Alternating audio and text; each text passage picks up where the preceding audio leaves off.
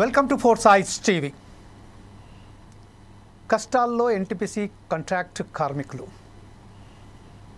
1978 November 14 Janata party ప్రధానమంత్రి మొరార్జీ దేశాయ్ ఉన్న సమయంలో ఎన్టీపీసీ ఫౌండేషన్ స్టోన్ వేయడం జరిగింది.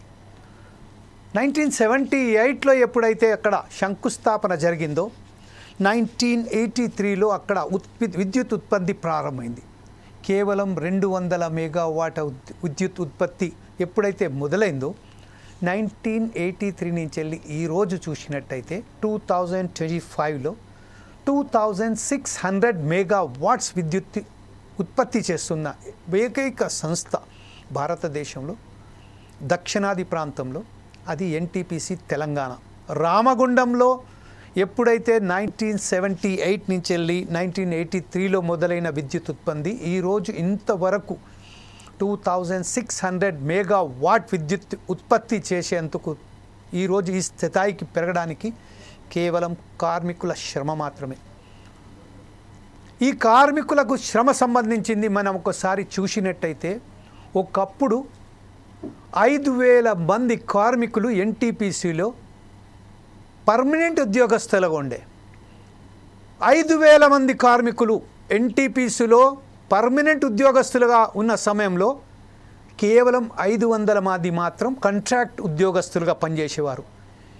ఈరోజు ఆశ్చర్యకరమైన విషయం ఏంటంటే అప్పుడు 3500 మంది కార్మికులు పర్మనెంట్ ఉద్యోగస్తులు ఉన్నారు, 500 మంది ఏమో కాంట్రాక్ట్ లేబర్గా. ఈరోజు 5000 మంది కాంట్రాక్ట్ ఉద్యోగస్తులు ఉన్నారు, కేవలం 250 మంది మాత్రం పర్మనెంట్ ఉద్యోగస్తులు ఉన్నారు. ఇంత దీనమైన స్థితికి ఉన్నది. అయితే ఓకే, కాంట్రాక్ట్ ఉద్యోగులకు సంబంధించిన వేతనాలు సరైన పద్ధతిలో ఇస్తున్నారా? బి గ్రేడ్గా ఈరోజు ఎప్పుడైతే బి గ్రేడ్గా ఎంచుకోబడ్డ నేషనల్ థర్మల్ పవర్ కార్పొరేషన్కి సంబంధించిన కంపెనీకి సంబంధించింది వేతనాలు సరైన పద్ధతిలో ఇస్తున్నారా అంటే అది లేదు. వారికి సంబంధించిన ఉద్యోగాలలో చేరేటప్పుడు అక్కడి నుంచి వెళ్ళి ఎన్ఓసీలు తీసుకురమ్మని యాజమాన్యం ఎప్పుడైతే కోరుతున్నదో ఆ ఎన్ఓసీ తీసుకురావడానికి అనేక అస్తవస్తలు పడుతున్న కార్మికుల వేతనాలకు సంబంధించి, కార్మికులకు పని దినాలకు సంబంధించి, వారికి సంబంధించిన సమస్యల పట్లపై ఈరోజు ఫోర్ సైడ్స్ టీవీ నిర్వహిస్తున్న ఈ కార్యక్రమమే ఎన్టీపీసీ కష్టాలు, కాంట్రాక్ట్ కార్మికుల కష్టాలు. ఎన్టీపీసీ కాంట్రాక్ట్ కార్మికుల కష్టాలు. ఈరోజు మనతోని మాట్లాడడానికి ఎవరైతే ఉన్నారో ఉద్యోగస్తులు, కాంట్రాక్ట్ ఉద్యోగస్తులు, మరొకసారి మీకు చాలా క్లియర్గా ఫోర్ సైడ్స్ టీవీ చెప్తున్నది. ఎప్పుడైతే ఎన్టీపీసీ స్థాపించబడదో అప్పుడు 3500 కార్మికులు పర్మనెంట్ ఉండే, 500 కార్మికులు కేవలం కాంట్రాక్ట్ లేబర్గా ఉండే. ఈరోజు పరిస్థితి 5000 మంది కార్మికులు కాంట్రాక్ట్ లేబర్గా, 250 మంది కేవలం పర్మనెంట్ లేబర్గా ఉన్నారు. అక్కడ కేంద్ర ప్రభుత్వం ఆధ్వర్యంలో నడిచే దానికి తెలంగాణలో ఎలాంటి వాటా లేదు. తెలంగాణ ఒకవేళ కనుక విద్యుత్ కొనగాలంటే 80% దానికి కొనుగోలుకు సంబంధించి పవర్ పర్చేజ్ అగ్రిమెంట్ మాత్రం ఉండాలి. వారు నిర్ణయించిన ఏదైతే ఉన్నదో ఆ నిర్ణయించిన రేట్లకే మనం కొనవలసి ఉంటుంది. అలాగే దానికి సంబంధించి ప్రధానంగా ఏదైతే కోల్ వాళ్ళకి సప్లై చేస్తారో అది సిఐఎల్ లేకపోతే ఎస్సీసీఎల్, సింగరేణి కార్మిక శాఖ, సింగరేణి కాలరీస్ వాళ్ళకి సప్లై చేస్తారు, లేకుంటే సెంట్రల్ అయితే కోల్ ఇండస్ట్రీస్ లిమిటెడ్ వాళ్ళు సప్లై చేస్తారు. అదొక వేరే విషయం. ప్రస్తుతాన్ని మనం చూసినట్టయితే 80% మనకు ఇవ్వాలి, 20% వాళ్ళు నిర్ణయించిన ధరలకే. ఈ విషయంపై మాట్లాడడానికి ఎంత లాభాలలో దర్శినా కూడా ఈరోజు దీనంతటికి కారణాలేంటి, ఈ సమస్యల పట్ల పరిష్కారానికి కేంద్ర ప్రభుత్వం ఎందుకు చొరవ చూపట్లేదు? వాస్తవానికి ఇంతమంది కాంట్రాక్ట్ కార్మికులు ఉన్న వారికి అంతర్యం ఏమిటి, అసలు ఇందులో ఉన్న రహస్యాలేంటి, అదే తెలుసుకోవడానికి మనం ప్రయత్నం చేస్తున్నాం. అందులో భాగంగా ఈరోజు మన సమస్యలను పంచుకోవడానికి ఫోర్ సైడ్స్ టీవీ ద్వారా ప్రభుత్వానికి తెలియజేయడానికి ఈరోజు మనతోటి కార్మికుల నేతలు ఎవరైతే ఉన్నారో చిలుక శంకర్ ఐఎఫ్టియు నాయకులు మనతోటి ఉన్నారు. అలాగే ఇజ్జిగిరి భూమయ్య గారు PMCMU నాయకులు మనతోటి ఉన్నారు. అలాగే నాన్సాని శంకర్ CITU నాయకులు ఉన్నారు. దగ్గుల సత్యం హెచ్ఎంఎస్ నాయకులు ఉన్నారు, మేకల కొమరయ్య యాదవ్ టీఎన్టీయూసీ నాయకులు ఉన్నారు, త్రిరండపాని శ్రీనివాస్ బిఎంఎస్ నాయకులు ఉన్నారు. వీరందరికీ ఫోర్స్ ఐస్ టీవీ స్వాగతం పలుతుంది. ఫస్ట్ మనం ఒకసారి చిలుక శంకర్ గారు మనతోటి ఉన్నట్టయితే చిలుక శంకర్ గారితోనే మొదలు పెడదాం. చిలుకల శంకర్ గారు ఉన్నారా మనకు? ఓకే. ఇజ్జిగిరి భూమయ్య గారు ఉన్నారా?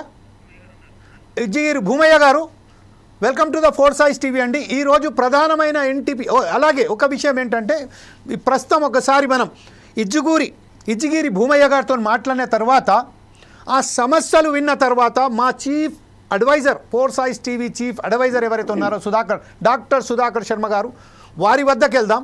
వారి వద్దకు వెళ్ళి ఈ సమస్యలు తెలుసుకున్న తర్వాత సుధాకర్ శర్మ గారి ప్రజెంటేషన్ కూడా ఏముంటుందో చూద్దాం. ఫస్ట్ భూమయ్య గారు, మీరు పిఎంసియు నాయకులుగా మీరేమంటారండి? అసలు ప్రధానమైన సమస్యలు ఏంటి, ఆ సమస్యలకు పరిష్కారం ఏందని భావిస్తున్నారు? సార్, ముందుగా మీకు మీ ఛానల్ ఫోర్స్ టీవీ గారికి ముందుగా నమస్కారాలు తెలియజేసుకున్నాము. ఇప్పటి వరకు ఏ న్యూస్ ఛానల్ కానీ ఎన్టీపీసీ కార్మికుల గురించి లైవ్ ప్రోగ్రామ్ పెట్టలేదు. మీరు పెట్టినందుకు ధన్యవాదాలు తెలియజేస్తున్నాం sir. Yes sir, go ahead sir. ఇక్కడ మేము 1988 నుంచి నేను ఎన్టీపీసీలో జాయిన్ అయ్యానండి. అప్పటి నుండి అప్పుడున్న పరిస్థితులలో అప్పుడు ఎలాంటి జాబ్ గ్యారంటీ లేదు. కాంట్రాక్ట్ మారినప్పుడల్లా కాంట్రాక్ట్ ఇష్టం వచ్చిన వర్కర్ను పెట్టుకొని చేంజ్ చేస్తూ ఉండేవారు. ఎప్పుడైతే 1990లో ఒక ఉద్యమం స్టార్ట్ అయింది, ఎన్టీపీసీలో పర్మనెంట్ లొకేషన్లో చేస్తున్నటువంటి కార్మికులను పర్మనెంట్ కాంట్రాక్ట్ వర్కర్గా జాబ్ గ్యారంటీ ఇవ్వాలి, వాళ్లకు అలవెన్స్ ఇవ్వాలి, వాళ్ళకు యూనిఫామ్స్ ఇవ్వాలి, ఇలాంటి కొన్ని డిమాండ్లతోని అప్పుడున్న ప్రజా సంఘాల నాయకులు కావచ్చు, ఉద్యమ నాయకులు కావచ్చు, వారి సహకారంతో ఉద్యమం నడిచింది. ఆ ఉద్యమ సమయంలో 1990లో ఒక అగ్రిమెంట్ జరిగింది సార్. ఆ అగ్రిమెంట్లో ఏమైందంటే, అగ్రిమెంట్లో డస్ట్ అలవెన్స్, కార్మికుడికి షూ, కార్మికుడికి హ్యాండ్ వాష్ అలవెన్స్, ఇలాంటి కొన్ని ఒక 10 అలవెన్సెస్ డిమాండ్ సాధించుకోవడం జరిగింది. అప్పుడున్న రేట్ల ప్రకారము 175 రూపాయలు మాకు ఇచ్చేదండి. ఆ 175 రూపాయలలో అన్ని డస్ట్ అలవెన్స్ ప్లస్ సోపు, బెల్లము, ఇలాంటి అలవెన్స్ కింద ఆ అమౌంట్ ఇచ్చారండి. అప్పుడు ఈ లొకేషన్ లో పర్మనెంట్ గా చేస్తున్నటువంటి ఎవరైతే పర్మనెంట్ ఎంప్లాయీస్ తో పాటు పర్మనెంట్ లొకేషన్ లో ఉద్యోగం కాంట్రాక్ట్ లేబర్ చేస్తున్నారో వాళ్ళను తీసేయకూడదు, వారికి 100% జాబ్ గ్యారంటీ ఇవ్వాలి అనేది ఎన్టీపీసీ యాజమాన్యంతో ఒప్పందం జరిగింది సార్. ఆ ఒప్పందంలో భాగంగా అప్పటి నుండి స్టార్ట్ అయిన ఈ కాంట్రాక్ట్ కార్మికుల డిమాండ్స్ ప్రతి 4 సంవత్సరాలు ఒకసారి జరుగుతుంది.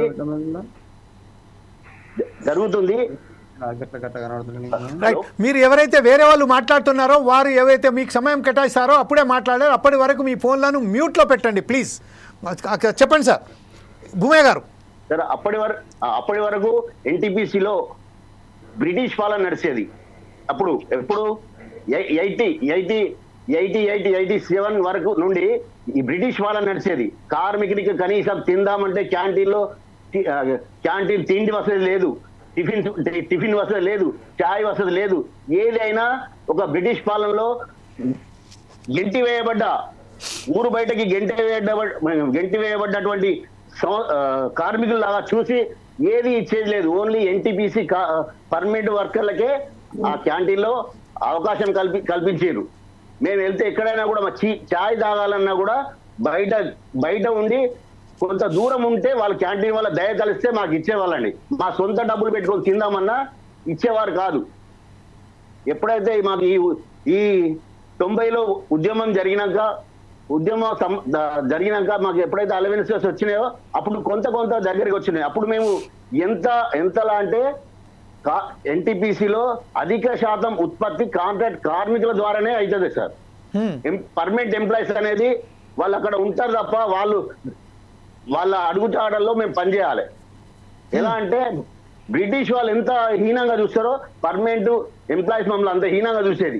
అవన్నీ భరించుకొని అంత ప్రొడక్షన్ అన్ని భరించుకొని కూడా ప్రొడక్షన్ సహకరిస్తూ తిన్నా తినకుండా మేము పనిచేసి ఉత్పత్తిలో భాగమై ఇప్పటి వరకు అప్పుడు ఈ మహారత్న నవరత్న అనే అవార్డు కూడా రాలేదు. Right right sir. ఓకే, అంత ఘోరమైన. Okay sir, right sir. మరొకసారి మీ వద్దకు వస్తాను భూమయ్య గారు. ప్రస్తుతం ఏదైతే మీ సమస్యల పట్ల మీరు మాట్లాడారో, చాలా ఉద్వేగపూరితంగా ఏదైతే మాట్లాడారో దానికి సంబంధించిన విషయం ఏంటంటే సార్, ఇప్పుడు ప్రస్తుతం ఏదైతే మనం విన్నామో, ఒక బ్రిటిష్ పాలనలో కూడా ఏదైతే అనుభవించారో కొంతమంది బానిసలుగా, అలాంటి బానిస బతుకులు ఈరోజు ఏదైతే కాంట్రాక్ట్ కార్మికులు అక్కడ ఇచ్చారో, ఉద్యమం ద్వారానే వాళ్ళు సాధించుకున్నారు తన హక్కులను. అంటే మీరు ఒకసారి తన భూమయ్య గారు చెప్తున్న విషయాన్ని చూస్తే మరొకసారి నుంచి మనం ఇట్లా మనకు ఇది ఎంత బాధ అనిపిస్తుంది. అలా సమయంలో ఇప్పుడు ప్రస్తుతం ఏదైతే ఉన్నదో కనీస సౌకర్యాలన్నా దక్కుతున్నాయి, కానీ వారికి గుర్తింపు అనేది రాలేదు. ఈ విషయంపై మీరేమంటారండి? Thank you జమీల్జీ. ముఖ్యంగా అద్భుతమైనటువంటి చర్చా కార్యక్రమాన్ని మీరు ఈరోజు ప్రారంభం చేశారు, ధన్యవాదాలు.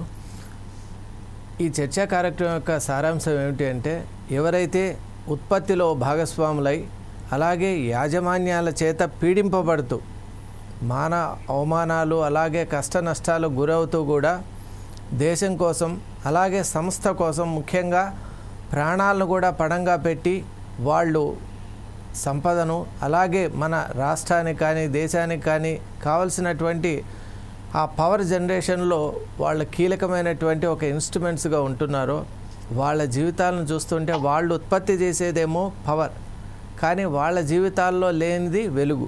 ఇది ఎంత కాంట్రడిక్టరీగా ఉందనిపిస్తుందంటే, ఎవరైతే అందరికీ వెలుగులు పంచుతున్నారో, ఎనర్జీని అందరికీ కూడా సప్లై చేస్తున్నారో, వాళ్ళ జీవితాల్లో మాత్రం ఎటువంటి ఒక రకమైనటువంటి సేఫ్టీ లేదు, సెక్యూరిటీ లేదు. అలాగే వాళ్ళకున్నటువంటి కనీస డిమాండ్స్ ఏవైతే ఉన్నాయో వాటిని గురించి మాట్లాడే వాళ్ళు లేరు, పట్టించుకునే నాథుడు లేకపోవడం నిజంగా శోచనీయం.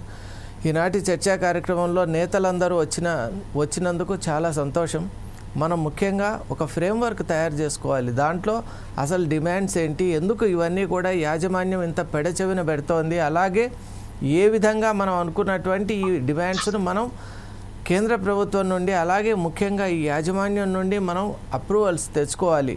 ఎందువల్ల అంటే సమస్య చాలా గహనంగా ఉంది, చాలా కఠినమైనటువంటి వాతావరణం ఇది. కాబట్టి ప్రతి ఒక్కరు కూడా సంయమనంతో ఈ సమయంలో మనం ఒక రేషనల్ ఫ్రేమ్వర్క్లోకి వెళ్ళాలి. ఎందువల్ల అంటే ఇక్కడ ఉన్నటువంటి సమస్యలు చాలామందికి సంబంధించినవి. మన జమీల్జీ చాలా అద్భుతంగా చెప్పారు.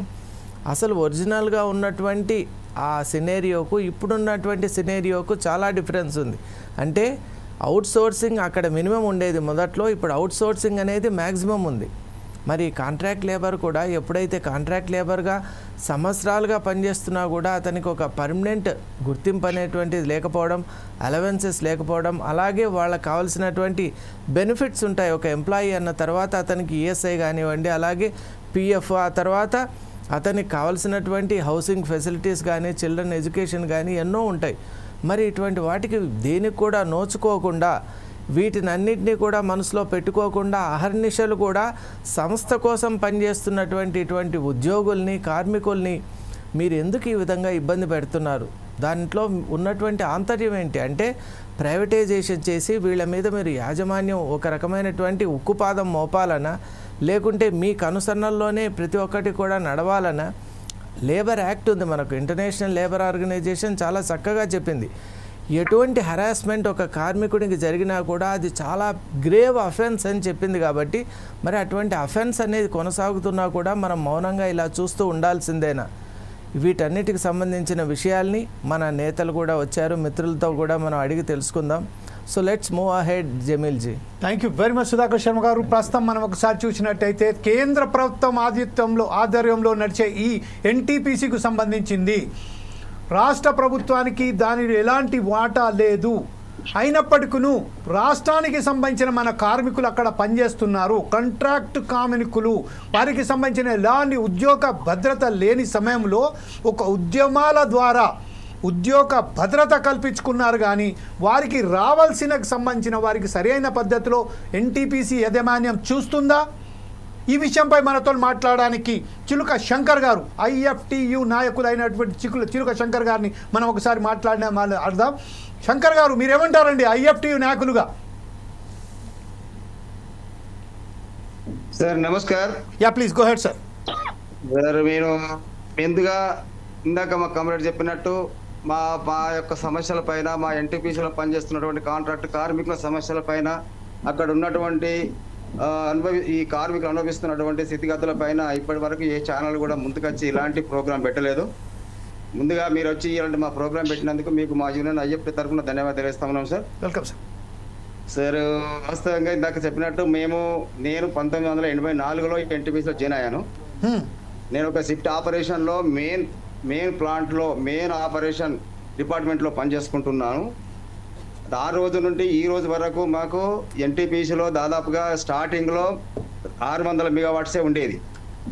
ఈ 600 మెగావాట్స్ ఇవాళ 2600 మెగావాట్స్ అయింది.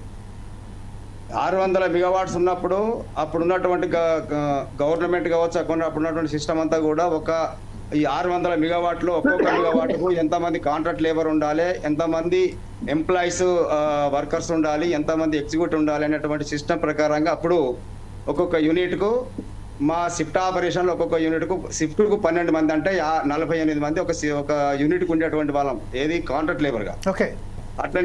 అట్లనే ఎంప్లాయీస్ కూడా ఒక్కొక్క షిఫ్ట్కి నలుగురు చొప్పున 3 4 12 దాదాపుగా 15 మంది 18 మంది ఒక్కొక్క యూనిట్కి ఒక షిఫ్ట్ ఆపరేషన్లో ఉండేటువంటి వాళ్ళు. ఓకే. అట్లా చూసుకున్నట్టయితే 2600 మెగావాట్లలో అప్పుడు మేము కాంట్రాక్ట్ కార్మికులం 1600 మంది ఉంటే ఈ ఎంప్లాయీస్ అనేటువంటి వాళ్ళు 3000 మంది ఉండేటోళ్ళు, అన్ని అందరు కలిపి. అలాంటి పరిస్థితి వల్ల 2600 మెగావాట్స్ అయితే అప్పుడు ఉన్నటువంటి 3000 మంది అటు ఇటు ఉన్నట్టు 3000 మంది ఎంప్లాయీస్లలో ఇవాళ 250 కుదించబడ్డారు. అంత రిటైర్మెంట్ అవుతారు, రిక్రూట్మెంట్ లేదు ఎంప్లాయీస్కు. కానీ కాంట్రాక్ట్ అవుట్ సోర్సింగ్ అంతా కూడా ఇవాళ ఎంప్లాయీస్ అప్పుడు ఆపరేటర్స్ అప్పుడు ఉన్నటువంటి టెక్నికల్గా ఉన్నటువంటి వాళ్ళ వర్కులన్నీ కూడా ఇవాళ మేము కాంట్రాక్ట్ కార్మికులమే చేస్తూ ఉన్నాం. ఇవాళ అన్స్కిల్డ్ కార్మికుడు అయి ఉండి కూడా స్కిల్డ్ వర్క్ చేస్తూ ఉన్నారు, ఆ సెమీ స్కిల్డ్ వర్క్ ఉండి కూడా స్కిల్డ్ వర్క్ చేస్తూ ఉన్నారు. స్కిల్డ్ వాళ్ళు కూడా వర్క్ చేసుకుంటే ఇవాళ కంపెనీని 100కు 110% ఇవాళ కాంట్రాక్ట్ లేబరే ఇంత ఈ 2600 మెగావాట్స్ విద్యుత్తును సాధించి పెట్టాడు. దాంట్లో వాళ్ళ కాంట్రాక్ట్ కార్మిక సేవే పూర్తి స్థాయిలో ఉంది. దాన్ని మెకానికల్ చేసేటువంటి కాడికలు మొదలుకొంటే ఆపరేషన్ కాడికలు మొదలుకొంటే డిపార్ట్మెంట్ కాడికలు మొదలుకొంటే మొత్తం అన్ని విభాగాలలో కాంట్రాక్ట్ కార్మికుడే పూర్తి స్థాయి శ్రమ చేస్తూ ఉన్నారు. ఈ శ్రమ చేసేటువంటి దాంట్లో ఇవాళ ఎన్టీపీసీ యాజమాన్యం మన భారతదేశంలో ఒక రవరత్నగా వెలుగొందుతా ఉంది.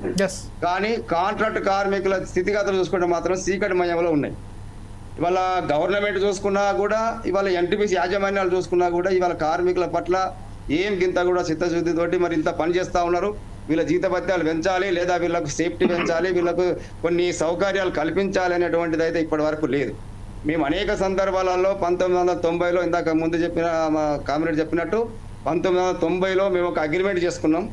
ఆ అగ్రిమెంట్ ప్రకారంగా చట్టపరంగా రావాల్సినటువంటి బెనిఫిట్స్తో పాటు నాన్ స్టాట్యూటరీ కింద కొన్ని అలవెన్స్ మేము పెంచుకోవడం జరిగింది. అప్పుడు అది కూడా మా కార్మికుల యొక్క ఉద్యమం వల్ల తర్వాత ఈ కొన్ని సంఘాల ఫలితం వలన అప్పుడు పెంచుకున్నటువంటి అలవెన్స్లు అరో కొరో ఇవాళ కొన్ని అలవెన్స్ల ద్వారా కొన్ని సేఫ్టీకి సంబంధించినవి కానీ అలవెన్స్లకు సంబంధించినవి కానీ చట్టపరంగా రావాల్సినటువంటి అన్ని కలుపుకొని వాళ్ళ మేము జీతం సరిపోక మేము సంవత్సరం ఒక్కసారి తీసుకోవాల్సిన అన్ని కూడా మేము నెల తీసేసుకొని మేము మా పిల్లల పాపలు చదువుకునేటువంటి పరిస్థితి ఇవాళ ఎన్టీపీసీలో కొనసాగుతాము.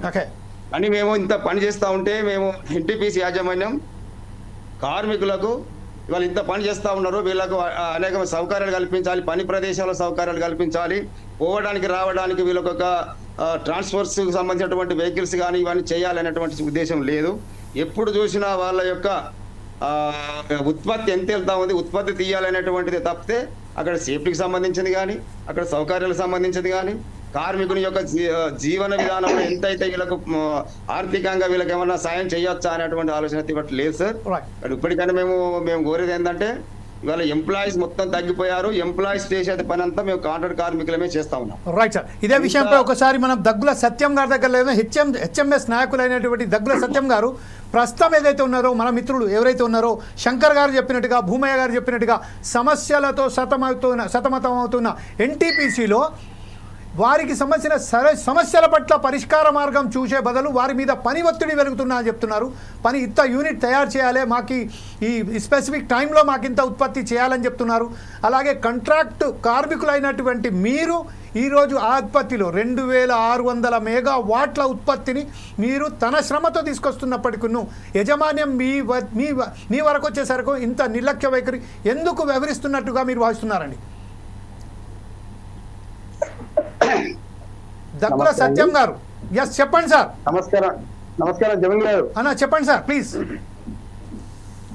మీరు ఈ కార్యక్రమం తీసుకొని కార్మికులను చాలా గొప్ప స్టేజ్లో తీసుకెళ్లనే ఉద్దేశంతో ఈ ప్రోగ్రాం మీరు నిర్వహించినందుకు మా హెచ్ఎంఎస్ తరఫు నుంచి మరి కాంట్రాక్ట్ కార్మికుల తరఫు నుంచి మీకు ధన్యవాదాలు తెలియజేస్తూ, ముందుగా మిత్రులు చెప్పినట్టుగా 1990లో ఒక అగ్రిమెంట్ ప్రకారంగా నిర్వహించినటువంటి కాంట్రాక్ట్ కార్మికుల అలవెన్సెస్ కానీ మిగతా వాళ్ళ బెనిఫిట్స్ గురించి కానీ కొన్ని కార్యక్రమాలు చేయడం జరిగింది.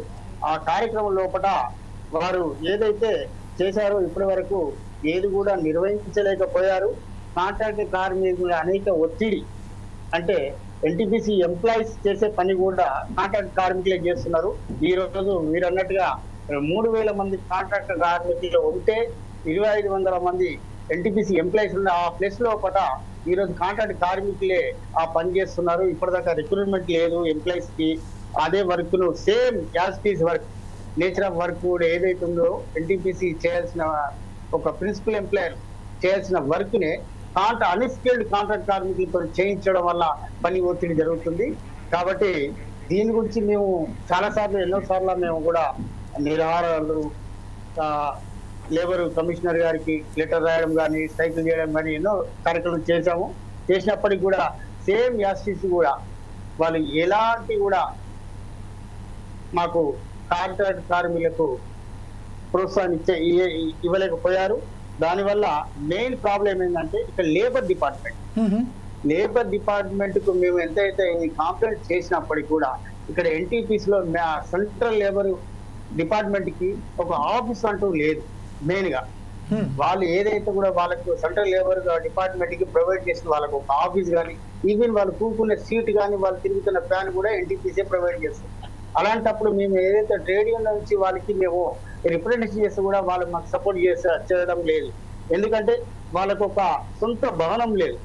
మెయిన్ గా ఒక ఎన్టీపీసీకి సంబంధించిన భవనంలోనే వాళ్ళు ఉండి వాళ్ళు చేస్తే ఎగనెస్ట్ గా వాళ్ళు మాకు పనిచేయలేరు. ఎందుకంటే వాళ్ళకు ఒక సెంట్రల్ గవర్నమెంట్ నుంచి ఒక భవనం సముదాయం కల్పించినట్టయితే వాళ్ళకు ఎంప్లాయీస్ కానీ, వాళ్ళకు ఉండే ఆఫీస్ కానీ చేసినట్టయితే ఏదో న్యాయం జరుగుతుందేమో అనుకున్నాం. కానీ అలాంటిది ఏది లేదు. వాళ్ళు ఉండే హాస్టల్ కానీ, వాళ్ళు ఉండే క్వార్టర్స్ కానీ కూడా ఎన్టీపీసీ వాళ్ళు ప్రొవైడ్ చేస్తున్నారు. కాబట్టి మేము ఎన్నిసార్లు రిప్రజెంట్ చేసినా కూడా వాళ్ళు రిఫర్ చేసి వాళ్ళకు మీరు డీసీఎల్కి వెళ్ళండి, అక్కడికి వెళ్ళండి అని చెప్తున్నారే తప్ప కానీ వాళ్ళ ఏసీఎల్ గారు కూడా ఎలాంటి కూడా బాధ్యత నిర్వహించట్లేదు. మెయిన్ కారణము మేము ఎంతమంది ట్రేడ్ యూనియన్లు కూడా మేము అది చేసి కూడా వాళ్ళ చేస్తూ ఉన్నప్పటికీ కూడా వాళ్ళు మాకు సహాయ సహకారం అందించడం కారణం మెయిన్ సెంట్రల్ లేబర్ డిపార్ట్మెంట్ తరఫు నుంచి వాళ్ళకి ఎలాంటి ప్రొవైడ్ లేదు. కాబట్టి వాళ్ళు కూడా ఏం చేయలేకపోయారు. మేము దాని గురించి ఎన్నోసార్లు కూడా మేము ధర్నాలు 1990 నుంచి ఇప్పటి వరకు రీసెంట్ కూడా ఏదైతే ప్రిన్సిపల్ ఎంప్లాయర్ చేయాల్సిన వర్క్ ను అన్స్కిల్ లేబర్ తో చేయిస్తున్నారు. నో స్కిల్ కూడా నేమ్ ఆఫ్ వర్క్ ఒకటి ఉంటే నేమ్ ఆఫ్ వర్క్ ప్లస్ లా పనిచేసేది కాంట్రాక్ట్ కార్మికులే. ఇప్పటిదాకా చాలా మంది రిటైర్డ్ అయిపోయారు. ఈ మధ్యన 200 మంది ఎంప్లాయీసే ఉన్నారు. దానికి ఇప్పుడు 5000 మంది కాంట్రాక్ట్ కార్మికులు లేబర్ని పెట్టారు, వాళ్ళతోనే పని చేసుకుంటున్నారు. కాబట్టి సార్ రైట్, ఓకే. ఇదే విషయంపై మనం బిఎంఎస్ నాయకులైనటువంటి త్రిదండపాణి శ్రీనివాస్ గారికి వెళ్దాం. శ్రీనివాస్ గారు, ఇప్పుడు ప్రస్తుతం మన మిత్రులు చెప్పినట్టే దగ్గుల సత్యం గారు ఏదైతే చెప్పారో, అలాగే మనకు సంబంధించిన చిలుకల శంకర్ గారు చెప్పారు, భూమయ్య గారు చెప్పారు, ఈ స్కిల్డ్ ఏవైతే వర్కర్స్ ఉన్నారో, నాన్ స్కిల్డ్ వర్కర్స్ ఎవరైతే ఉన్నారో, ఈ స్కిల్డ్ వర్కర్స్ చేసే పనిని నాన్ స్కిల్డ్ వర్కర్స్తో కూడా చేపించి వారికి వేతనాలకు సంబంధించిన మాత్రం ఎక్కడ కూడా వీరికి పొంతన లేకుండా చేస్తున్నారని చెప్తున్నారు. అలాగే సమస్యల పట్ల ఈరోజు ఏదైతే ఉన్నదో మీకు రావాల్సిన ఏదైతే ఫ్రేమ్వర్క్లో మీకు కావాల్సిందల్లా సేఫ్టీ ప్రికాషన్స్లో భాగంగా మీకు రావాల్సిన వేతనాలు కూడా సరైన పద్ధతిలో రావట్లేదని చెప్తున్నారు. ఈ విషయంపై ఈరోజు కేంద్ర ప్రభుత్వం ఆధ్వర్యంలో ఉన్న ఎన్టీపీసీ ఇంత నిర్లక్ష్య వైఖరికి కారణాలేమని మీరు అనుకుంటున్నారు అదే బిఎంఎస్ నాయకులుగా? నమస్కారం అండి. Yeah please go ahead sir. ముందుగా మీ ఛానల్ వారు కార్మికుల కష్టాలను గుర్తించి ఈ ప్రోగ్రాం పెట్టినందుకు మా హృదయపూర్వక మీకు నమస్కారాలు తెలియజేసుకుంటున్నాం. అలాగే మా తోటి కార్మిక నాయక మిత్రులకు కూడా బిఎంఎస్ తరఫున ధన్యవాదాలు తెలియజేసుకుంటూ. వినస్తుందా? చెప్పండి సార్. వినబడతాను, చెప్పండి సార్, చెప్పండి. అది విషయం ఏంటంటే ఎన్టీపీసీలో ఏం జరుగుతుంది రామగుండం ఎన్టీపీసీలో అంటే 1990 వరకు ఆ భూమయ్య గారు చెప్పినట్టు బ్రిటిష్ పాలన నడిచింది. 90 నుంచి పలు సంఘాలు లోపట కార్మికులుగా పనిచేస్తుంటూ నాయకత్వం వహించిన తర్వాత కార్మికులకు ఒక న్యాయమైన దారి దొరికింది. ఒక్కొక్కటి అంచెలంచెలుగా వాళ్లకు న్యాయ పోరాటాలు చేసుకుంటూ కార్మికుడే మేమే నాయకులుగా మారి మా కష్టాలు మాకు తెలుసు కాబట్టి ఆ కార్మికుల పక్షాన పోరాడుతూ యాజమాన్యానికి ఎంతో ఒత్తిడి చేసుకుంటూ అట్లా చేసుకుంటూ ఈ లెవెల్కు తీసుకొచ్చిన తర్వాత ఎప్పుడైతే 2005 వరకు సజావుగా నడిచింది. మనం 91లో అగ్రిమెంట్లో 1600 మందికి లొకేషన్ అని ఒకటి చేయబడింది జేఏసీ తరఫున. ఈ 1600 మందిని తొలగించకుండా ఒక కట్టుదిట్టం చేసినాం. పీస్ వర్క్ అనేది ఒకటి చేసిండ్రు, ఈ లొకేషన్ వర్క్ అనేది ఒకటి, 2 విభాగాలుగా చేసిండ్రు. పీస్ వర్క్లో కూడా ఆ సంఘం ఒకటి ఉండి వాళ్ళు కూడా కొట్లాడి తర్వాత దాన్ని కూడా తొలగించకుండా చేసుకున్నారు. అందులో కార్మికులు రెగ్యులర్గా లొకేషన్ వైజ్గా ఒక సిస్టమ్ తయారైంది. అంతకుముందు వాళ్ళకి ఇష్టం పేమెంట్ అడిగితే కూడా తొలగించుడే, పైసలు లెక్క చేసి ఇతను ఇంటికి పంపించే అనే సిస్టమ్ ఉండే. మా జేఏసీ పరంగా అందరం నాయకులం కలిసికట్టుగా కొట్లాడి ఒక దారికి తీసుకొచ్చిన తర్వాత 2005 వరకు మంచిగా నడిచిన అటువంటి ఎన్టీపీసీ 5 నుంచి చాలా డిస్టర్బ్ అయిపోయింది. మళ్ళా 1990కి తీసుకుపోతా ఉన్నాం. యాజమాన్యం చాలా ఒత్తిళ్ళు అయినాయి, దీని మీద పర్యవేక్షణ లేదు. కార్మికుల మీద ఒత్తిళ్ళు అంటే గేట్ గా నుంచే స్టార్ట్, ఈవెన్ సిఎస్ఎఫ్ కూడా మర్యాద లేదు. గేట్ పాస్ విషయంలో కానీ ఏ విషయంలో కానీ కాంట్రాక్టర్ కార్మికుడు సంతోషంగా పోయి పని చేయలేని పరిస్థితి ఇప్పుడు మళ్ళీ వచ్చింది. అప్పుడు ఎంతో ఉత్సాహంగా పనిచేసినాం. ఎంప్లాయీస్ కూడా ఎప్పుడైతే టెక్నీషియన్స్ ఉండిరో వాళ్ళంతా ఉండిరో వాళ్ళతో పాటు మేము అనుకూలంగా పనిచేసినాం, మంచి ప్రొడక్షన్ తీసుకొచ్చినాం, మహారత్నకు తీసుకుపోయినాం. దాన్ని జీరోకు తీసుకొస్తుంది ఇవాళ ఎవరు అంటే మళ్ళీ యాజమాన్యం. ఎందుకు అట్లా చేస్తా ఉన్నారు, ఏం చేస్తా ఉన్నారో అర్థం కాని పరిస్థితి. ఈ రోజు కేంద్ర రాష్ట్ర ప్రభుత్వాలు కాంట్రాక్ట్ కార్మికుల పక్షాన ఎట్టి కోశాన వాళ్ళ ఆలోచన లేదు. ఏమో కమిటీలు వేస్తా ఉన్నారు, మినిమం ఇంత ఉండాలి అంత ఉండాలి, ఒక కమిటీ వేస్తా ఉన్నారు స్టేట్ వైజ్ గా, కార్మికులకు ఇంత రావాలి అని చెప్తా ఉన్నారు, దాన్ని తీసి తుంగలో దొక్కేస్తా ఉన్నారు. నెక్స్ట్ ఇంకోటి ఏంటంటే ఇవాళ లోపల కార్మికుడు పని చేస్తా ఉంటే ఎంత ఒత్తిడి విభాగం తయారైందంటే పర్మనెంట్ ఎంప్లాయీస్ లేరండి. 250 మంది ఉంటే మహా ఎక్కువ. 150 మంది ఉన్న టెక్నీషియన్స్ దగ్గర 4 ఉన్నారు. చెప్పండి.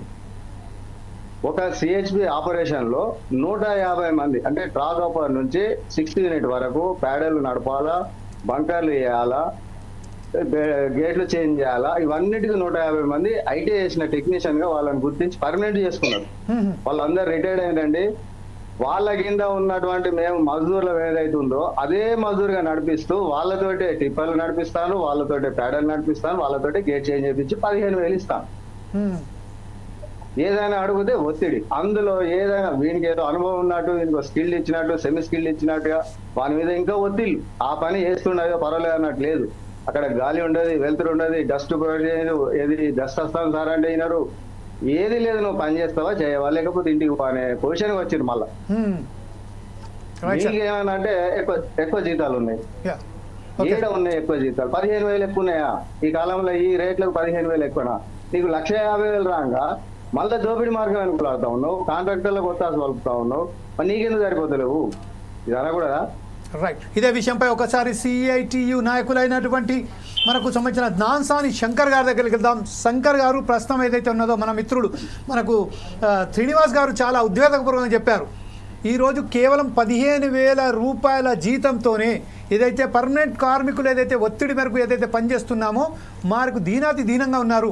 సిఐఎస్ఎఫ్కి సంబంధించిన జవాన్లు కూడా మమ్మలతోని ఎంత దీనంగా మాట్లాడుతున్నారో చాలా బాధాకరంగా ఉన్నట్టుగా మనం చెప్పారు. అదే ఇంకొక విషయం ఏంటంటే, ఎప్పుడైతే మనకు కేంద్ర ప్రభుత్వం ఒక చట్టం తీసుకొచ్చింది, ఆ చట్ట ప్రకారం సమాన పనికి సమాన వేతనం అని చెప్పారు. దానికి అమలుపరచడంలో ఎన్టీపీసీ ఎందుకు విఫలమవుతుంది? ఈరోజు పరిష్కార మార్గంలో వెళ్ళే ఒక మంచి బ్రహ్మాండమైన స్థితిలో ఉన్న ఎన్టీపీసీను ఈరోజు మరోసారి వెనక్కి ఎందుకు తీసుకుపోయడానికి ప్రయత్నం చేస్తున్నది ఎన్టీపీసీ యాజమాన్యం? దీని వెనకాల ఉన్న అంతర్యం ఏమిటి? యాజ్ ఎ సిఐటి నాయకులుగా మీరేమంటారండి? ఓకే, అందరికీ ముందుగా ఫోర్ సైడ్స్ టీవీకి సిఐటి తరఫున అభినందనలు తెలియజేస్తున్నాము.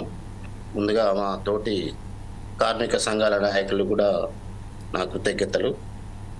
ముందుగా ఇక్కడ ఎన్టీపీసీ గురించి, ఎన్టీపీసీ రామగుండంలో 4200 మెగావాట్స్ ఇప్పుడు ప్రస్తుతానికి ఉత్పత్తి జరుగుతూ ఉన్నది. తెలంగాణ ప్రాజెక్టు, రామగుండం ప్రాజెక్టు, ఆ 4200 మీద ఇంకా 110 మెగావాట్స్ కూడా సోలార్ విద్యుత్. సార్ 2600 మెగావాట్ల 4600 మెగావాట్ల క్లియర్ చేయండి సార్. 4200 మెగావాట్స్ తెలంగాణ ప్రాజెక్టులో 2 into 800 మెగావాట్స్ కూడా ఆల్రెడీ ఉత్పత్తి జరుగుతూ ఉన్నది. ఓకే, అచ్చా. 800 plus 2600 solar 10 megawatts plus 100 megawatts. Okay, right. మొత్తం టోటల్ గా 4310 మెగావాట్స్ ఆల్రెడీ ఉత్పత్తి జరుగుతున్నది ప్రస్తుతం. ఓకే, ఇందులో దాదాపుగా 5000 మంది కాంట్రాక్ట్ కార్మికులు పనిచేస్తారు. Yes sir. ఈ రోజు కాంట్రాక్ట్ కార్మికులు శ్రమ దోపిడీకి గురవుతున్నారు. ఎగ్జాక్ట్లీ. ఈ రోజు కనీస వేతనము అన్స్కిల్డ్ పేమెంట్ 540 రూపాయలు వస్తున్నది పర్ డే. ఓకే, రోజు ఆ 26 రోజులకు పేమెంట్ కొడితే మొత్తం మీద 13,000 చిల్లర వస్తుంది. అంటే ఏ రకంగా ఎన్టీపీసీ యాజమాన్యము పేమెంట్ సరిగా సమాన పనికి సమాన వేతనం ఇవ్వకుండా యాజమాన్యం శ్రమ దోపిడీకి గురి చేస్తూ ఉన్నది. ఇందులో 1990 నుంచి కూడా ఇప్పటికీ 6 సార్లు కూడా మేము కాంట్రాక్ట్ కార్మిక సంఘాలుగా అగ్రిమెంట్ చేసుకోవడం జరిగింది. ఎంతో కొంత మనం ఒక 4500 వరకు ఒక అలవెన్స్లు ఎన్టీపీసీ యాజమాన్యంతో అగ్రిమెంట్ చేసుకొని ఈరోజు సీనియర్ కార్మికులకు కొంత అలవెన్స్ రూపంగా ఇవ్వడం జరుగుతూ ఉన్నది. కానీ 2018లో అగ్రిమెంట్ ప్రతి కార్మికునికి 15 సంవత్సరాలు పూర్తయిన కార్మికునికి ప్రతి కార్మికునికి కూడా ప్రమోషన్ పాలసీ ఇవ్వాలని చెప్పి అగ్రిమెంట్ చేసుకోవడం జరిగింది ఆర్ఎల్సీ ఆధ్వర్యంలో. కానీ ఇప్పటి వరకు 200 మందికి తప్ప చాలా మందికి ప్రమోషన్ పాలసీ అమలు కాలేదు. అంటే చట్టాన్ని కూడా అమలు చేయడంలో కూడా విఫలం అవుతున్నది అనేది మనకు అర్థమవుతా ఉంది. ఈరోజు ఎన్టీపీసీ రామగుండంలో ఈ రకంగా కార్మికులు తక్కువ వేతనాలు తీరి శ్రమ దోపిడీ గురి చేసుకుంటూ సమాన పనికి సమాన వేతనం సుప్రీంకోర్టు ఇచ్చిన దాన్ని కూడా అమలు పరచకుండా దాన్ని అమలు చేయడంలో కూడా రాష్ట్ర ప్రభుత్వాలు కానీ కేంద్ర ప్రభుత్వాలు కానీ విఫలమవుతున్నాయి. ఈరోజు రాష్ట్ర ప్రభుత్వము బీఆర్ఎస్ ప్రభుత్వం ఉన్నప్పుడు 2021లో జియో నెంబర్ 22ను తీసుకురావడం జరిగింది. అది ఇప్పటి వరకు కూడా గెజెట్ కాలేదు. ఇప్పుడు అది కోర్టుల కేసు నడుస్తూ ఉన్నది. ఆ కోర్టు కూడా ఇంకా నెక్స్ట్ మంత్ 10 తారీఖున వాయిదా వేయడం జరిగింది. అంటే కనీసం ఆ జియో నెంబర్ 22 అమలైనా కానీ కనీసం 23,000 వచ్చే అవకాశం ఉంది. అంటే కనీస వేతనం 26,000 ఇవ్వాలని చెప్పి మేము డిమాండ్ చేస్తున్నాం కార్మిక సంఘాలు. అందులో భాగంగానే ఈరోజు ఈ మే మంత్ 20 నాడు జాతీయ లెవెల్లో సమ్మె చేయాలని చెప్పి అన్ని కార్మిక సంఘాలు పిలుపునివ్వడం కూడా జరిగింది. కానీ రాష్ట్ర ప్రభుత్వాలు జీవోలు ఇవ్వడం లేదు. రాష్ట్ర ప్రభుత్వాలు 2012 నుంచి ఇప్పటి వరకు ఒక జీవో కూడా రివైజ్ చేయలేదు. అంటే ప్రభుత్వానికి ఒక్క రూపాయి కూడా భారం పడని జీవోలు ఇవన్నీ కూడా. ఏదైతే ఎన్టీపీసీ యాజమాన్యం ఈరోజు ఆర్ఎఫ్సిఎల్ కానీ, ఇక్కడ సింగరేణి సంస్థ కానీ, ఇక్కడ కేశవరం సిమెంట్ ఫ్యాక్టరీ కానీ, ఇందులో దాదాపు ఒక 25,000 మంది కాంట్రాక్ట్ కార్మికులు పనిచేస్తున్నారు. అంటే రాష్ట్ర వ్యాప్తంగా 1,50,00,000 మంది పనిచేస్తున్నారు. అంటే రాష్ట్ర ప్రభుత్వానికి ఒక్క రూపాయి కూడా బరువు ఉండదు. కానీ జీవోలు ఇవ్వడంలో కూడా రాష్ట్ర ప్రభుత్వం వెనుకంజలో ఉన్నది ఇప్పటి వరకు కూడా. అంటే టీఆర్ఎస్ ప్రభుత్వం వెళ్ళి ఇప్పుడు కాంగ్రెస్ ప్రభుత్వం వచ్చింది కాబట్టి కాంగ్రెస్ ప్రభుత్వం ముందనే రీసెంట్గా మినిమం వేజ్ బోర్డు చైర్మన్గా ఇక్కడ ఉన్న స్థానిక కార్మిక నాయకుడు జనక్ ప్రసాద్ గారే దానికి చైర్మన్గా ఉండడం జరిగింది. అది ఇప్పుడు 6 సార్లు కూడా మీటింగ్ జరిగింది. అది వేతనం పెంచాలనే దాని మీద అది డ్రాఫ్ట్లో ఉన్నదని చెప్పి మాకున్న సమాచారం. అది ఏం జరుగుతుంది అనేది త్వరలో తెలుస్తుంది. ఇక రెండో విషయం ఏంటంటే ఇది కేంద్ర ప్రభుత్వ పరిధిలో ఎన్టీపీసీ రామగుండం ఉంది. కానీ కేంద్ర ప్రభుత్వం కూడా ఈరోజు 2017 నుంచి కూడా జీవో ఇప్పటి వరకు ఇంప్లిమెంటేషన్ చేయలేదు. 2017 నుంచి 5 సంవత్సరాలకు ఒకసారి జీవో అమెండ్మెంట్ చేయాలి. ఈ జీవోలు అమెండ్మెంట్ చేయాలనేది ఒక రూల్ ఉంది. 1948 మినిమం వేజ్ యాక్ట్ ప్రకారంగా ఒక చట్టం ఉంది. ఆ చట్టాన్ని అమలు చేయట్లేదు. ఈరోజు రాష్ట్ర ప్రభుత్వాలు అమలు చేయలేదు, కేంద్ర ప్రభుత్వం కూడా అమలు చేయలేదు. కానీ ఈరోజు ఎన్టీపీసీ యజమాన్యం సమాన పనికి సమాన వేతనం ఇవ్వాలి అంటే ఏమంటున్నది, ఈ జీవో ఎంత పెరుగుతా మేము అంత ఇస్తామని తప్పించుకొని తిరుగుతూ ఉన్నది. అంటే ఈరోజు రాష్ట్ర ప్రభుత్వము, ఇటు యజమాన్యాలు, ఇటు కేంద్ర ప్రభుత్వం అంటే కార్మికులను మోసం చేస్తున్నది అనేది ఇందులో స్పష్టంగా మనకు కనబడుతున్నది. అంటే ఒకరి మీద ఒకరు చెప్పి ఈ రకంగా తప్పించుకునే పరిస్థితి జరుగుతున్నది. కాబట్టి వెంటనే ఇప్పటికైనా కానీ కాంట్రాక్ట్ కార్మికులు కనీస వేతనం 26,000 ఉండే విధంగా రాష్ట్ర ప్రభుత్వం అయినా కేంద్ర ప్రభుత్వం అయినా వెంటనే జీవోలు జారీ చేయాలని చెప్పి మేము సిఐటిగా డిమాండ్ చేస్తా ఉన్నాం.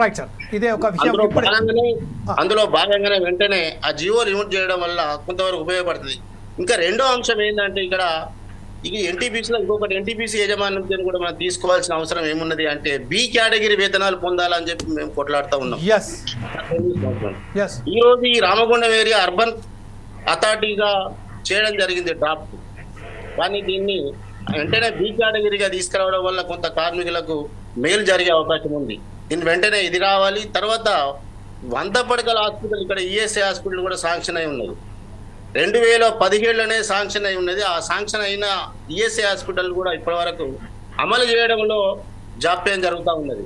మీ ద్వారా వెంటనే ఇక్కడ ఈఎస్ఐ హాస్పిటల్ తేవడం వల్ల ఈ కరీంనగర్ జిల్లానే కాదు, ఇక్కడ 3 జిల్లాల పరిధిలో 29,000 మంది ఐపీ హోల్డర్స్ ఉన్నారు ఈఎస్ఐ పరిధిలో. వీరందరికీ కూడా హాస్పిటల్ రావడం వల్ల ఒక మంచి న్యాయం జరుగుతుందని చెప్పి మీ 4 సైడ్ టీవీ ద్వారా మేము ఒకసారి విన్నపిస్తా ఉన్నాం. ప్రత్యేకమైన చొరవ తీసుకొని మీరు కూడా దీన్ని హైలైట్ చేయాల్సిన అవసరం ఉన్నది. అంటే మేము గొంతుమ కోరికలు కాదు, ఇది గవర్నమెంట్ ప్రకారంగా రావాల్సిన కనీస వేతనాల జీవోలు, కనీసంగా ఉండే హాస్పిటల్ సౌకర్యము, కనీస వేతనం ఇక్కడ ఉండే విధంగా ఉండాలని చెప్పి మా యొక్క విన్నపము, దీన్ని డిమాండ్ గా కూడా ఇదే విషయంపై ఒకసారి భూమయ్య గారి దగ్గరికి వెళ్దాం. భూమయ్య గారు, ప్రస్తుతం ఏదైతే మనం చూస్తున్నామో, మీరు ఇంతకుముందు ఎమ్మెల్యేగా ఉన్నప్పుడు చాలా మార్లు ఉద్యమాలు చేశారు. ఈరోజు పరిస్థితి ఏంటంటే ఉద్యమం బాట పట్టిన ఎవరైతే కార్మికులు ఉన్నారో, కాంట్రాక్ట్ కార్మికులు, వారిపై సిఎస్ఎఫ్ వాళ్ళు అనేక మంది దాడులు జరిపారు. ఇంకొకటి ఉద్యోగ భద్రత లేదు. అలాగే ఇప్పుడు మన మిత్రులు చెప్పినట్టయితే 15 సంవత్సరాలు ఎవరైతే పూర్తి చేశారో వారికి ప్రమోషన్ కల్పించాలని ఖచ్చితంగా అక్కడ నిబంధనలు ఉన్నప్పటికీ కొంతమందిని మాత్రమే ఇప్పటిదాకా ప్రమోషన్ కల్పించారు. జియో నంబర్ 22ని ఇప్పటి వరకు అమలు చేయలేదు. ఈ కనీసం కూడా ఇప్పుడు చేయకపోవడం పట్ల భూమయ్య గారు మీరేమంటారండి? ప్రస్తుతం యాజ్ ఎమ్మెల్యేగా మీరు చేసిన పోరాటానికి ఈరోజు మనం సాధిస్తున్న దానికి ఎక్కడ కూడా పొంతన జరగతలేదు. అది ఎందుకు ఇంత రాష్ట్ర ప్రభుత్వాలు, కేంద్ర ప్రభుత్వాలు నిర్లక్ష్య వైఖరి వేస్తున్నారనుకుంటారు? సార్, ఇక్కడ గతంలో బీఆర్ఎస్ ప్రభుత్వం ఉన్నప్పుడు అప్పుడు మేము మా ఎమ్మెల్యే గారు ఇక్కడ ప్రతినిధిగా ఉండేది. మా ప్రభుత్వం ఇక్కడి బి కేటగిరీ గురించి కానీ, ఈఎస్ఐ హాస్పిటల్ గురించి కానీ, ఇక్కడ యాజమాన్యం పైన ఒత్తిడి తీసుకురావడానికి కానీ, ఇక్కడ మా ఎమ్మెల్యే కోరకంటి చందర్ గారి ద్వారా నాకున్న దగ్గరి సన్నిహిత్యాన్ని, మా యూనియన్ కున్న అనుబంధాన్ని, ఆ సహాయ సహకారాలు కార్మికులకు అందించడానికి చాలాసార్లు ప్రయత్నం చేశాను. ఇక్కడ అప్పుడు ఉన్న శాసనసభ్యులు ఉన్నప్పుడు ఒక ఎన్టీపీసీ గేట్ ముందు ఏ ఎమ్మెల్యే కూడా ఇప్పటి వరకు రిలే నిరాహార దీక్ష చేయలేదు. కానీ మా ఎమ్మెల్యే గారితో పట్టుబట్టి నేను కార్మికుల పక్షాన ఒకరోజు రిలే నిరాహార దీక్ష చేయించాను. అయినా యాజమాన్యం మొండి వైఖరి వహిస్తూ ఇక్కడి కార్మికుల మీద ఉక్కుపాదం మోపుతూ భిక్షగాలను చూసి అడుగుతాయండి ఇక్కడి యాజమాన్యము. మీకు కొన్ని విషయాలు మా తోటి కార్మిక సంఘ నాయకులు చెప్పినట్టు అందులో ఇంకా కొన్ని నేను యాడ్ చేస్తాను సార్. ఇక్కడ మేము 40 సంవత్సరాల నుంచి 35-36 సంవత్సరాలు పనిచేస్తున్నాము. ఇప్పటి వరకు మాకు ఒక సెక్యూరిటీ గేట్ పాస్ లేదు సార్. టీఎస్ఎఫ్ వాళ్ళు, ఎన్టీపీసీ యాజమాన్యం కానీ, టీఎస్ఎఫ్ వాళ్ళు కానీ ఇప్పటికీ మాకు గేట్ పాస్ లేదు. ఇన్ని సంవత్సరాలు పనిచేసినా ఒక్కరోజు గేట్ పాస్ లేకపోతే లోపలికి పోని పరిస్థితి. అలాగే మాకున్న గతంలో 3 నెలల గేట్ పాస్ ఉండేది. దాన్ని పోరాటాల ద్వారా 6 నెలలు చేసుకున్నాం. 6 నెలల తర్వాత మళ్ళీ ఒకసారి పోరాటం చేసినప్పుడు 88 లో చేసినప్పుడు అది 1 year చేసుకున్నాం సార్. అంటే 1 year ఎందుకంటే ఎవ్రీ ఇయర్ టెండర్ అవుతుంది కాబట్టి కాంట్రాక్టర్ మారుతారు కాబట్టి PO టు PO ఉండాలనే దాని మీద మేము పట్టుబట్టి యూనియన్ నాయకులు అందరం పట్టుబట్టి PO టు PO అంటే 1 year ఈ రోజు కాంట్రాక్ట్ స్టార్ట్ అయిందంటే మళ్ళీ నెక్స్ట్ ఇయర్ ఈ డేట్ వరకు ఆ గేట్ పాస్ ఉండేది సార్. అలాంటి దాన్ని కూడా ఈ రోజు మళ్ళీ దాన్ని నెల రోజులని పర్మిషన్లని ఇలా మమ్మల్ని నానా యాతన చేసే వాళ్ళకు ఒక ఏంటిది సెంట్రల్ గవర్నమెంట్ నుంచి ఒక ఆర్డర్ వచ్చిందని ఏంటిది మేము ఇక్కడ ఏదో దొంగలమైనట్టు దొంగలుగా చిత్రీకరిస్తూ మేము దొంగలైనట్టు మాకు పోలీస్ వెరిఫికేషన్లని మా కార్మికులను మీరు పోలీస్ వెరిఫికేషన్ తీసుకొస్తేనే మీ గేట్ పాస్ అవుతుంది లేకపోతే లేదు. మేము గతంలోనే పోలీస్ వెరిఫికేషన్ ఇచ్చి ఉన్నాం. అయినా ఇప్పుడు మళ్ళీ పోలీసులు ఒకసారి ఉద్యోగంలో చేరిన నాడు పోలీస్ వెరిఫికేషన్ తీసుకుంటారు సార్. ఎవరికైనా అది పర్మిట్ వల్ల కావచ్చు కాంట్రాక్ట్ వర్కర్స్ కానీ ఒక ఇండస్ట్రియల్ యాక్ట్ ప్రకారం తీసుకున్నాక కూడా మళ్ళీ ఇప్పుడు కొత్తగా అంటే మేనేజ్మెంట్ పాలసీలో మేనేజ్మెంట్ లో అధికారులు మారినప్పుడల్లా వాళ్ళకు కొత్త రూల్స్ పెట్టుకుంటూ CSF వాళ్ళు మమ్మల్ని ఈ రకంగా ఇబ్బంది చేసి ఇప్పటికీ మాకు సంవత్సరం గేట్ పాస్ ఉన్నదాన్ని క్యాన్సిల్ చేసి గత 2 సంవత్సరం నుంచి నెల 15 రోజులు ఇట్లా ఇచ్చుకుంటూ ఇప్పుడు మళ్ళీ కొత్తగా మా జేఏసీ పక్షాన అన్ని సంఘాలు పోరాటం చేస్తూ మేనేజ్మెంట్ మీద ఒత్తిడి చేస్తే ఇప్పుడు ఒక సర్కిల్ ఇచ్చారు సార్. అదేంది 3 months చేస్తున్నారు. 6 months ఇవ్వాలనేది ఒక కండిషన్ పెట్టారు. ఇంకా 6 months ఎవరికి కావట్లేదు, ఓన్లీ 3 months చేస్తున్నారు. ఇదే విషయంపై మనం ఒకసారి శంకర్ గారి దగ్గరికి వెళ్దాం. శంకర్ గారు ప్రస్తుతం అయితే భూమయ్య గారు చెప్తున్నారు ఖచ్చితంగా ఇంత నిర్లక్ష్య వైఖరి, ఇంత అలసత్వం. ఇంకోటి ఏంటంటే ఈరోజు యజమాన్యం CSF కలిసి ఇంకోటి చెప్పేది సార్ మీకు ఇంకోటి చెప్పేది గతంలో ఈఎస్ఐ అదే ఆ విషయంలో మనం ఒకసారి శంకర్ గారి దగ్గర వెళ్దాం. శంకర్ గారు ప్రస్తుతం ఏదైతే ఉన్నదో ESI హాస్పిటల్కు సంబంధించి 2017లో ESI హాస్పిటల్ ఒకటి అక్కడ అక్కడ చేయాలని చెప్పారు. అది కూడా ఇప్పటి వరకు రాలేదు. ఇంకోటి ఏంటంటే ఇప్పుడు మన మిత్రులు చెప్పినట్టుగా ఎంత దుర్మార్గమైన పరిస్థితులు ఉన్నాయంటే కేవలం 3 నెలలకోసారి అంటే ప్రాజెక్ట్ ఆర్డర్ వచ్చినప్పుడల్లా ఒక సంవత్సరానికి ఒకసారిగా ఒక గేట్ పాస్కు సంబంధించిన అప్పుడు ఆవశ్యకత ఉండే. కానీ ఈరోజు ప్రతి 3 నెలలకోసారి 6 నెలలకోసారి అంటే ఇంత దుర్మార్గమైన పరిస్థితి ఒక దొంగల్లాగా చిత్రీకరిస్తున్నారని చెప్తున్నారు. ఈ విషయంపై IF2 లీడర్గా మీ అనుభవాలు, మీరేం సూచనలు ఇవ్వదలుచుకున్నారు సార్? సార్ వాస్తవంగా ఇందాక భూమయ్య గారు చెప్పినట్టు మా గతంలో మాకు ఫస్ట్ స్టార్టింగ్ లోనే 6 నెలల పాసులు ఉండే. ఎప్పుడు 1993-94 సంవత్సరాలలోనే. అలాంటిది వాళ్ళు క్రమక్రమంగా దాన్ని 3 నెలలకు పట్టుకొచ్చారు. ఆ తర్వాత మళ్ళీ దాన్ని ఏం చేసినామంటే మేము పోరాటాల ద్వారా 3 నెలలు 6 నెలలు 1 year దాకా తీసుకొచ్చుకున్నాం లాస్ట్ అగ్రిమెంట్ లో. ఆ లాస్ట్ అగ్రిమెంట్ లో తీసుకొచ్చినటువంటి ఆ 1 year పాసులను వాళ్ళు కావాలని కార్మికులందరూ కూడా 1 year పాస్ అయ్యేసరికి వీళ్ళకు మేము పర్మనెంట్ అయినటువంటి ఒక భావన కలిగిస్తా ఉంది కాబట్టి వీళ్ళను భయభ్రాంతులకు గురి చేయాలని చెప్పని ఒక కారణంతో గత 2 సంవత్సరాల నుంచి 1 month పాసు, ఇంకా ఫస్ట్ లో అయితే 15 రోజుల పాసు, ఇప్పుడు లాస్ట్ కనగా 3 నెలల పాస్ అంటున్నారు, 6 నెలల పాస్ అంటున్నారు. కానీ దీనికి ఒక కొరివి పెడతా ఉన్నారు. ఏం పెడతా ఉన్నారు? ప్రతి కార్మికుడు పోలీస్ వెరిఫికేషన్ తీసుకురావాలి, పోలీస్ వెరిఫికేషన్ తీసుకొస్తేనే మీకు 3 నెలలు 6 నెలల పాస్ ఇస్తామని చెప్పండి. దానికి కొరివి పెట్టారు. ఇలా పోలీసు వెరిఫికేషన్ తీసుకురావాలనుకుంటే సార్ ఒక్కొక్కరికి 2,000 నుంచి 3,000 రూపాయలు ఖర్చు వస్తుంది. కానీ ఆ పోలీస్ వెరిఫికేషన్ కు అప్లై చేయాలంటేనే 1,100 రూపాయలు అక్కడ డీడీ కట్టవలసిన పరిస్థితి ఏర్పడతాం. ఈ రకంగా కార్మికుడు గేట్ పాస్ 6 నెలల పాస్ పొందాలంటే ఇవాళ 2,000 నుంచి 3,000 రూపాయలు ఖర్చు పెట్టుకుంటే తప్ప 1 year కు ఆ గేట్ పాస్ అయ్యేటువంటి అవకాశం లేదు. ఇది మేము దీన్ని తీవ్రంగా ఖండిస్తా ఉన్నాం. ఎందుకంటున్నామంటే ఇవాళ NTPC యాజమాన్యం కార్మికుల మీద అనేకమైనటువంటి బనిభారం మోపడమే కాకుండా భయాప్రాంతాలకు గురి చేస్తా ఉంది. ఎందుకు గురి చేస్తుందో అర్థం కావట్లేదు. మీ ఒక విషయాన్ని మీ దృష్టికి తీసుకొస్తున్నాం సార్, వినండి. కాంట్రాక్ట్ కార్మికుడి వల్ల NTPCని ఇందాక నేను ఫస్ట్ చెప్పినట్టుగానే పూర్తి స్థాయిలో శ్రమంతా కాంట్రాక్ట్ కార్మికు మీదే ఉంటుంది. ఎక్కడికి వెళ్ళి ఉంటుంది అంటే సార్, ఇవాళ సింగరేణి నుంచి బొగ్గు రావాలంటే ట్రైన్లో రావాలి. ఆ ట్రైన్లో నింపుకొచ్చేటువంటి ట్రైన్లో తీసుకొచ్చేటువంటి వాళ్ళు అక్కడంతా కూడా కార్మిక వర్గం ఏది కాంట్రాక్ట్ కార్మికులు తీసుకొస్తా ఉన్నారు. దాన్ని తీసుకొచ్చి ఇక్కడ బంకర్ లెవెల్లో దాన్ని అన్లోడ్ చేయాలంటే కూడా ఇక్కడ కాంట్రాక్ట్ కార్మికులు అన్లోడ్ చేస్తా ఉన్నారు.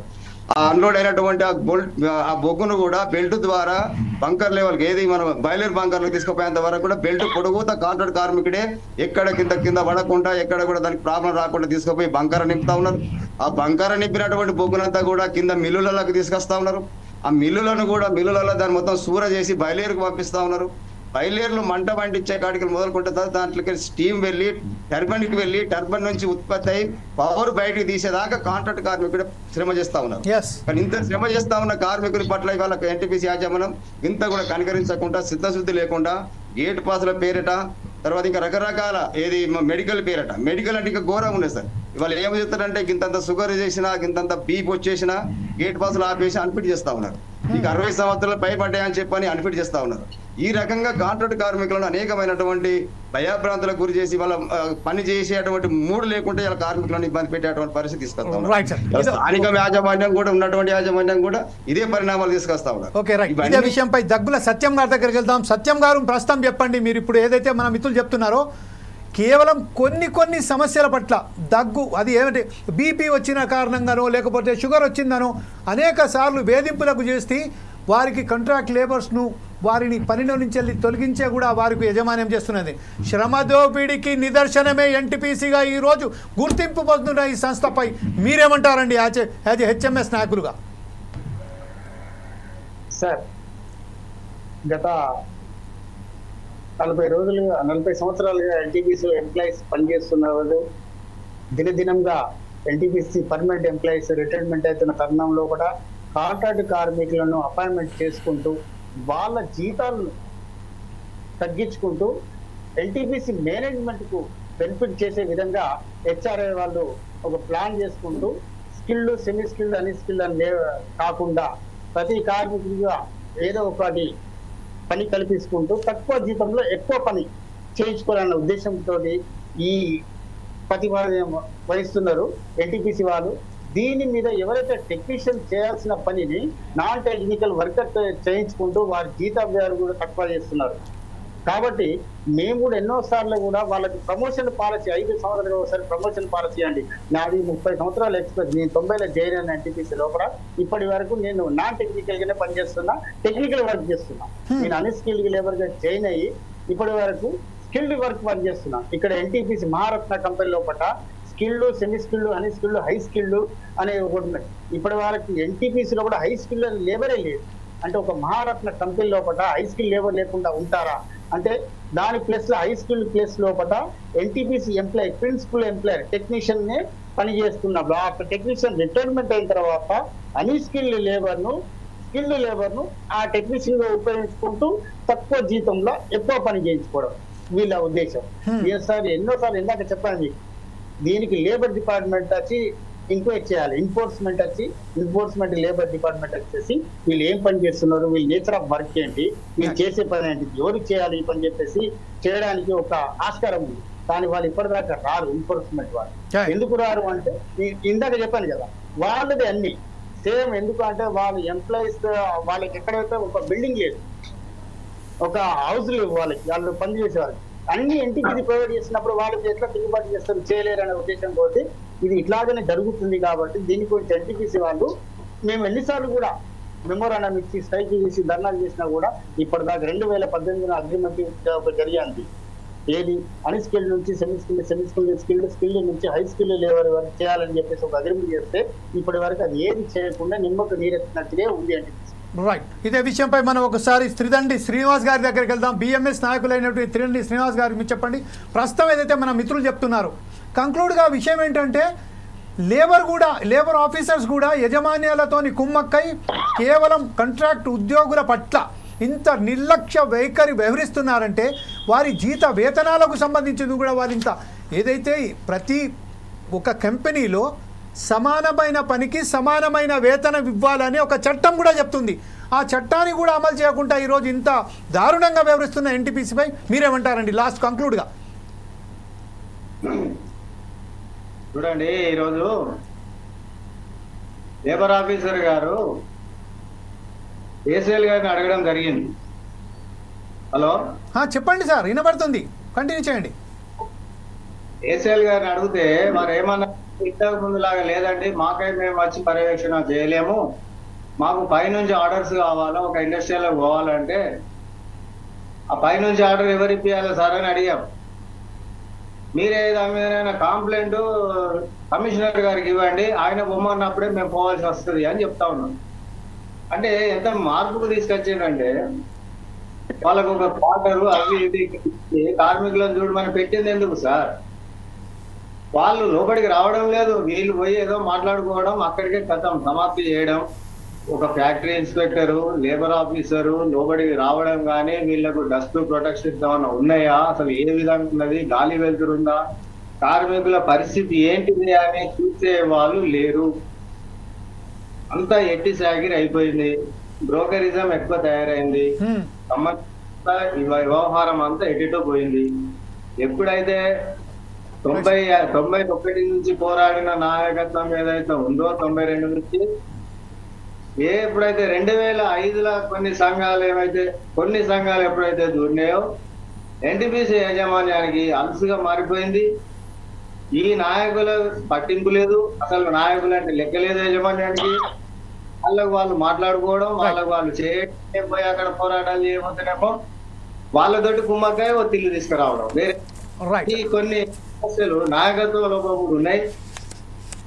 కొంతమంది నాయకులతోటి కూడా యాజమాన్యం చేంజ్ అయ్యి వాళ్ళకి అనుకూలమైన నాయకులు కాబట్టి వాళ్ళు అనుకూలంగా పోతా ఉన్నారు. చేయడానికి కూడా కొంతమంది నాయకులు, బ్రోకర్లు, వ్యవహారం మార్పు వచ్చింది.